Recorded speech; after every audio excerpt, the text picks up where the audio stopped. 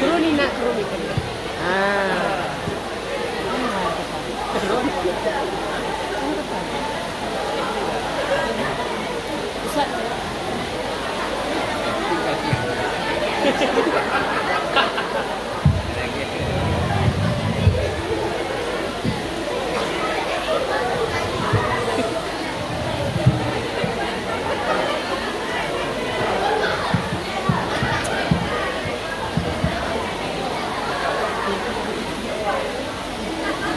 Bismillahirrahmanirrahim. Assalamualaikum warahmatullahi wabarakatuh.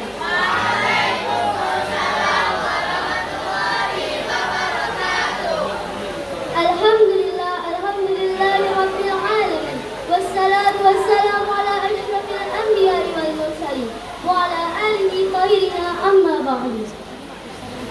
Yang pun sama-sama terpuji Allah Subhanahu wa taala yang bagi rahmat dan karunia sehingga ketanya mantul lima urangnya kita bersama dalam acara malamnya dalam keadaan sehat walafiat. Selawat dan salam yaitu atas sanjung Rasulullah Nabi Muhammad sallallahu alaihi wasallam. Nabi akhir zaman. Manali Nabi dan Nabi Muhammad. Salam kita kirim kepada sahabat dan keluarga Nabi yang kagak bantu dalam perjuangan Nabi. Mudah-mudahan getahnya Bandung urang akhirat kita bersama dengan Nabi Muhammad. Amin.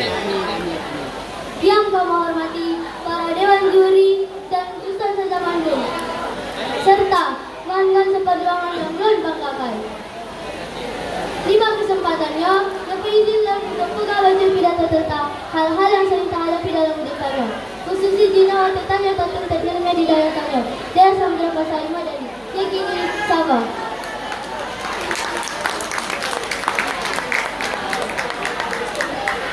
Sabah asal katanya dari Sabah Raya Biru yang artinya betul. Menurut istilah, Sabah artinya tindra dari sisa dan tersikapi sesuai syariat dan akal. Terjaga su dari ejekan dan tenaga badan dari kubur dosa. Sabah adalah tamu senang dan bahagia dari sidra hamba. Karena dengan Sabah, tanda akan terjaga dari kubur maksiat. Betul-betul tak kumpul sesuai yang diulai Allah. Tanya harus sabar dalam menghadapi cobaan Sabah. Letak di sini dalam Al-Quran dan Hadis. Maka jidina tanya sabi diharapkan untuk sabi sabar dalam hidup tanya. Sabar yang betul adalah kemampuan tanya dalam bersikap dan ikhlas dan rela tak terima kondisi yang tengah terhadapi demi menerima balasan yang enggak di akhirat. Allah menjelaskan dalam surah Al-Baqarah ayat 150. A'udzu billahi minasyaitonir rajim. Bismillahirrahmanirrahim. Ya ayyuhalladzina amanu ista'inu bis-sabri was-salah. Innallaha ma'as-sabirin.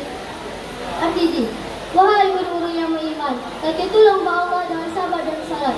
Sungguh Allah sambil saja guru-guru yang sabar. Dalam ayat yang dijelaskan guru-guru yang beriman bahwa Allah sambil saja guru-guru yang sabar dan salat. Dia tolong dengan masalah.